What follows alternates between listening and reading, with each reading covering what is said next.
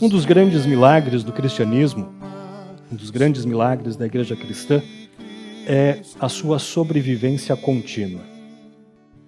Alguém disse, alguns anos atrás, é simplesmente milagroso que a igreja cristã tenha sobrevivido a quase 2000 anos de algo que só pode ser descrito honestamente como uma má gestão grosseira. Além disso, a fé que confessamos, a fé que uma vez por todas foi confiada aos santos, conforme diz Judas, no primeiro capítulo, versículo 3, a fé que chegou até nós através dos credos ecumênicos, através das confissões daqueles crentes que vieram antes de nós, essa fé cristã que nós confessamos nunca mudou ao longo dos séculos. E isso é assim. Embora a igreja cristã tenha visto o surgimento e a queda de nações e de impérios por todo o mundo, embora a igreja cristã tenha sobrevivido a governos que apoiaram a igreja e sobreviveu também a governos que eram francamente hostis e contrários à igreja cristã. E hoje em dia muitas pessoas estão bastante preocupadas com o fato de estarmos entrando em algo que está sendo chamado de era pós-cristã. E talvez estejamos entrando nessa onda mesmo. O interesse pelo cristianismo histórico, a igreja luterana, por exemplo, parece estar diminuindo. A frequência à igreja tradicional diminuiu em todos os níveis, independentemente do nome da igreja. As pessoas tendem a seguir as suas próprias preferências quando se trata de assuntos espirituais, de tudo o que está disponível para eles no grande buffet religioso que é oferecido. E ainda assim, com tudo isso, a igreja cristã continua. Às vezes lutando, às vezes vacilando, às vezes num número pequeno, mas ela continua indo e indo e indo. Igual aquele, os que são da minha época vão lembrar, igual aquele coelhinho da propaganda da Duracell, que ficava batendo tambor, todos os coelhinhos vão parando e aquele coelhinho não para, continua. A igreja cristã continua sobrevivendo na China, em lugares como o Sudão, onde, apesar da oposição oficial, seja ela por causa de ideologias como o comunismo ou de outras religiões como o islamismo, o número de cristãos nesses lugares continua a crescer. Me parece que foi Stalin quem disse uma vez que a igreja cristã era como uma estaca de ferro duro. Quanto mais forte você bate nela, mais fundo ela vai e mais firme ela fica. Mas então qual é o motivo? Qual é o segredo por trás da longevidade da igreja cristã? O que faz com que a igreja cristã resista a cada tentativa de exterminá-la, a cada tentativa de empurrá-la para o lado da sociedade, a cada tentativa de fazer com que ela se torne proibida ou clandestina? A resposta para essa pergunta está no texto que foi lido do Evangelho de hoje. A oração sacerdotal de Jesus. A oração que Jesus faz no cenáculo na noite em que ele é traído. Uma oração que é exclusivamente de Jesus, porque ninguém mais, além de Jesus, poderia fazer essa oração. É essa oração que é o segredo da vida e da sobrevivência da igreja cristã no mundo. É a razão pela qual a igreja continua firme e viva até hoje. E vai continuar assim até o fim dos tempos. E o próprio Jesus prometeu que nem as portas do inferno vão prevalecer contra a igreja cristã. Essa oração, que é todo o capítulo 17, ela vem em 3 partes. A primeira fala da relação entre Deus o Pai e Deus o Filho, Jesus e Deus Pai. E está lá nos versículos 1 até 11. Jesus ora ao Pai por si mesmo, por sua missão no mundo, por sua iminente morte e ressurreição. Jesus ora para que ele traga glória ao Pai com a sua morte na cruz, para que todos conheçam o Pai e conheçam o Filho, e assim todos tenham a vida eterna. Aí, na segunda parte, que é a que nós estamos vendo hoje, dos versículos 11, ou da metade do versículo 11 até o versículo 19, Jesus ora pelos seus apóstolos, os seus enviados, e apóstolos são os enviados, aqueles homens que estavam reunidos com ele naquele cenáculo e que de longe estão escutando essa oração de Jesus. Esses homens foram dados a Jesus por Deus o Pai. E Jesus ensinou tudo para eles pela palavra que foi dada pelo Pai. E esses homens, esses 11 que estão ali, creram. E assim como o Filho, Jesus, é o apóstolo do Pai, esses homens seriam os apóstolos de Jesus, seriam os enviados de Jesus, seriam os seus representantes autorizados que sairiam pelo mundo para falar em nome de Jesus e sob o comando de Jesus. Eles falariam assim, ou eles fariam isso, porque Jesus está indo para o Pai. Mas agora seriam eles que sairiam pelo mundo para trazer a glória para Jesus. E finalmente, na terceira parte da oração, os versículos 20 até 26, Jesus ora por toda a igreja, por todos os crentes, em todos os lugares, em todas as épocas. Jesus ora por nós, e diz lá no versículo 20, não peço somente por eles, pelos 11, mas também em favor das pessoas que vão crer em mim por meio da mensagem deles. Jesus ora por nós.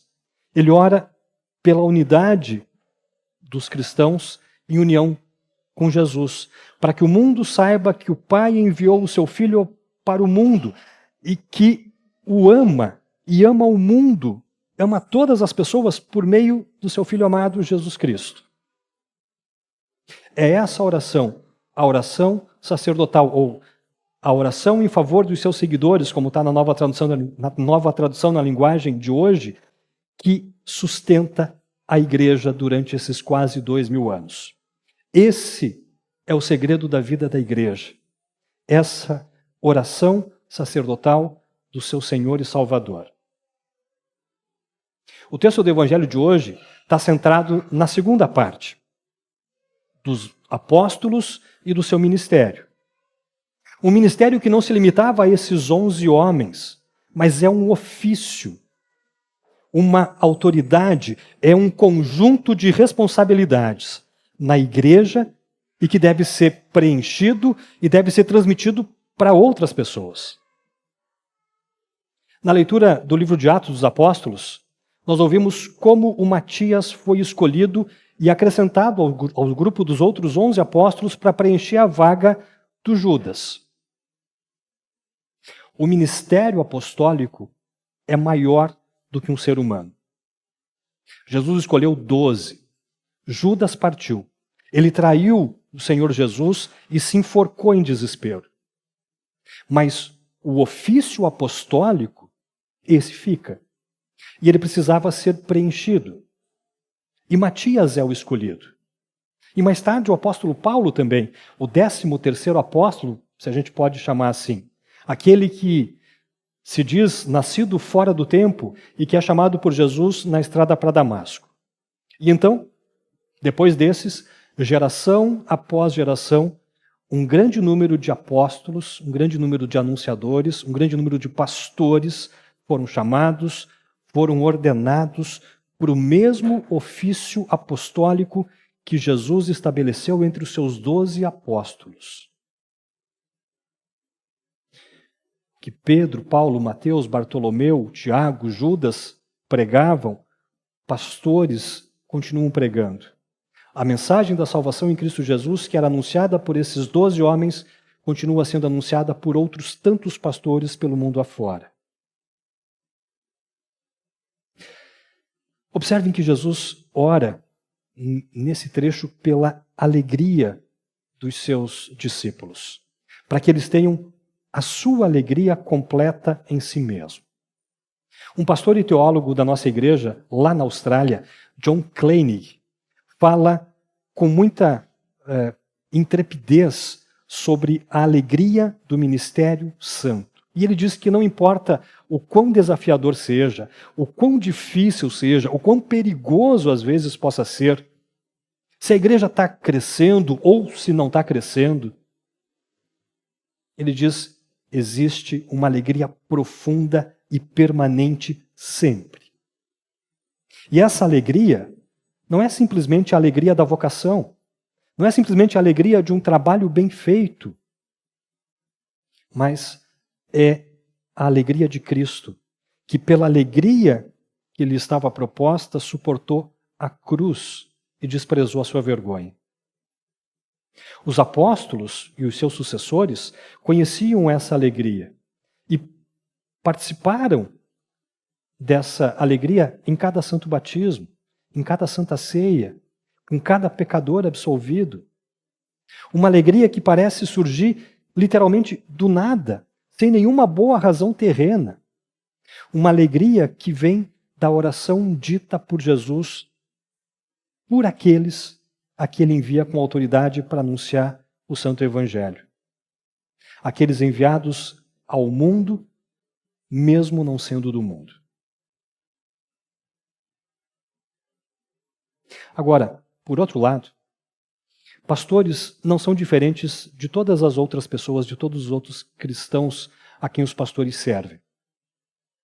Pastores também gostam de se misturar, de ficarem anônimos, de fazerem parte da multidão. Especialmente pastores, como quase todos os cristãos, não gostam de se destacar. Principalmente quando se destacar e falar de Jesus, pode fazer com que sejam ridicularizados por causa da sua fé, quando possam ter oposição e até mesmo perseguição. O mesmo velho Adão que está nos ouvintes dos pastores também está nos pastores. E faz também com que os pastores se escondam, recuem, se afastem do mundo, se abriguem atrás das paredes da igreja. Só que o ministério apostólico que Jesus estabeleceu é um ministério enviado. Enviado a um mundo pecaminoso e moribundo que foi redimido por Jesus Cristo. Observem que a oração de Jesus não é para que os apóstolos, para que os pastores sejam tirados do mundo, mas para que no meio do mundo eles sejam protegidos contra o maligno. E sim, antes que alguém duvide, o diabo é real. Aos nossos ouvidos, isso parece um pouco bobo, parece meio supersticioso. Mas o diabo, o maligno, é bastante real. Ele fica na escuridão, à espreita, se disfarça até mesmo de anjo de luz, diz a Bíblia, em busca de alguém para devorar. E a maior ameaça para a igreja cristã não são os governos desse mundo, não é a oposição humana, não é qualquer outra coisa que o mundo levante contra a igreja de Cristo, mas sim o velho e conhecido inimigo maligno, o diabo, que conhece a verdade de que ele foi completamente derrotado. E mesmo assim, o diabo se alegra em espalhar a mentira de que Cristo não venceu o pecado, que Cristo não venceu a morte por cada um de nós. Ele se alegra em espalhar a notícia, a mentira de que você é uma pessoa boa, você é uma pessoa decente, você é uma pessoa correta e merece o céu pelo que tu é. Ele espalha a mentira de que você tem que, de alguma forma, pagar pelos seus pecados, para então estar puro diante de Deus. E aí, Jesus ora para que os seus apóstolos sejam santificados na verdade. O ministério dos apóstolos, o ministério pastoral, é um ministério santificado, é um ministério santo. E certamente ele não é santo porque os apóstolos ou os pastores são santos em si mesmos. Não são mesmo.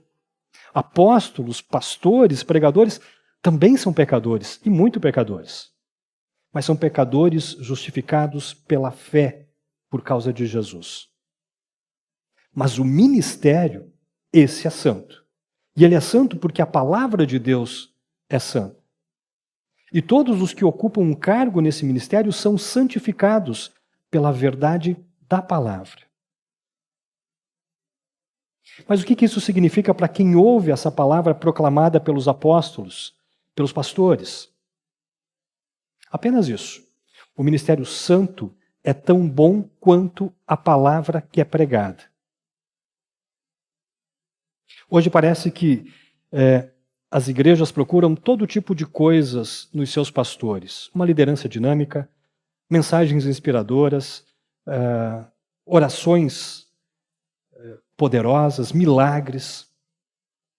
Bom, os apóstolos que Jesus enviou ao mundo, os primeiros pastores, não eram profissionais da igreja. Não eram treinados e armados com as mais modernas metodologias missionárias ou com a melhor forma de oratória. Eram pescadores, eram coletores de impostos, eram agentes políticos, eram sei lá mais o que tanto. Tudo o que eles tinham era a palavra de Jesus e o Espírito Santo, que ainda tinha sido prometido. Eles não tinham recebido. O Pentecostes é a semana que vem. E com nada mais do que a palavra e o Espírito Santo, eles começaram a fazer com que a bola da igreja rolasse. E essa bola da igreja veio rolando, rolando, rolando e chegou até nós. E o que manteve essa bola da igreja rolando não foi a engenhosidade, não foi a iniciativa dos seres humanos, mas foi o poder dessa oração sacerdotal. É o poder do sumo sacerdote que fez essa oração. Jesus disse que ele se consagrou para que os seus apóstolos fossem santificados na verdade.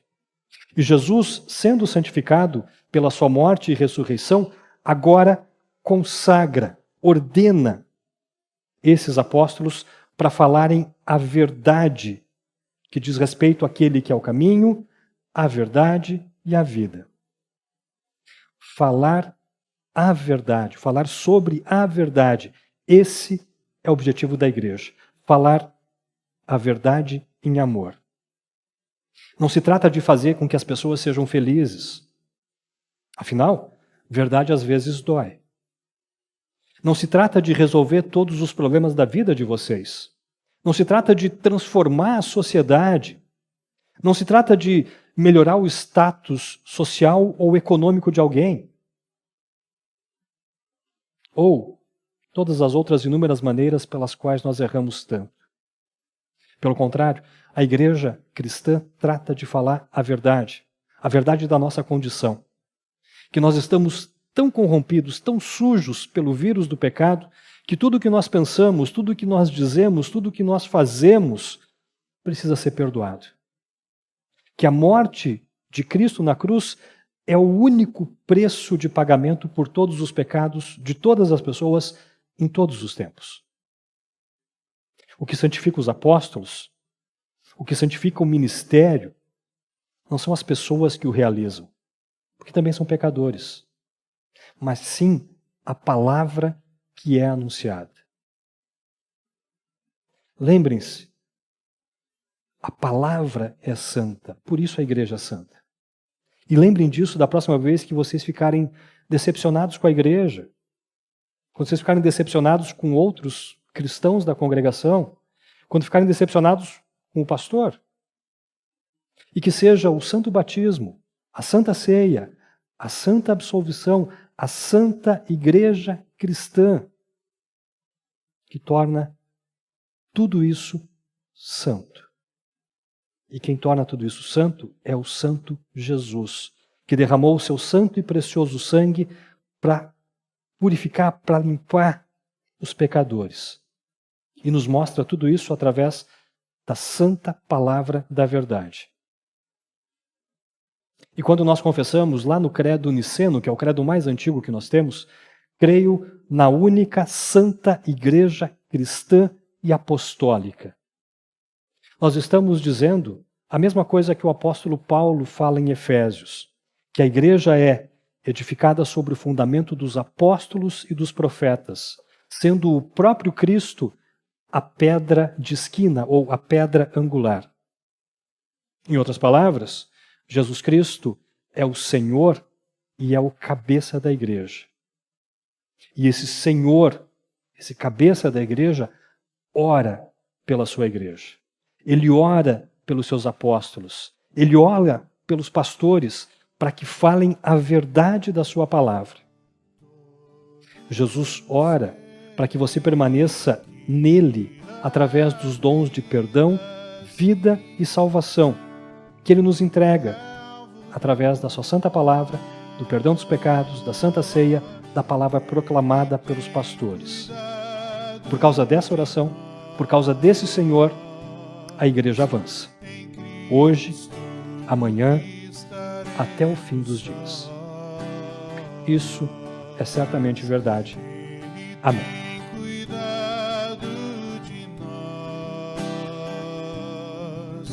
Em Cristo nunca estaremos sós.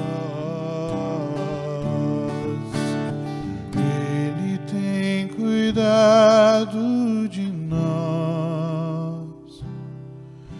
Em Cristo nunca estaremos sós.